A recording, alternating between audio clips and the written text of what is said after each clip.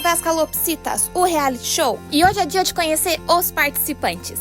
Começando por ela, Muriel, calopsita amada que já foi mamãe, que já foi muito corajosa ultimamente e é mais conhecida por ser ex-namorada de Ulisses. Será que esse amor vai voltar durante o reality show? Não sabíamos. Murielzinha que vai nos dizer.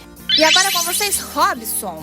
A calopsita que apareceu do nada virou meu despertador vitoriano, é a coisa mais linda e charmoso, e mais conhecido também por ser o melhor amigo do Ulisses. O Robson é querido, é carismático, será que ele vai se dar bem nas provas? Vamos aguardar pra ver.